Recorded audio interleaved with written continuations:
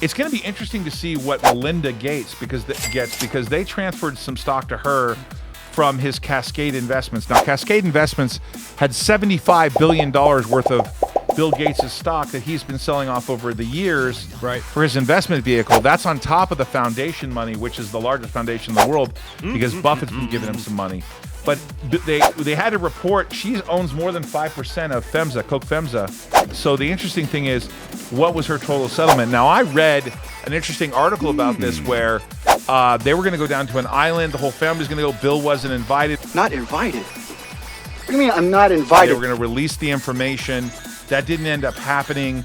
I'm not a TMZ guy, but one thing I can say about TMZ is they tend to be pretty accurate. This motherfucker don't miss. And they're saying everyone's mad at Bill. This is what TMZ's reporting, and apparently her settlement is already done.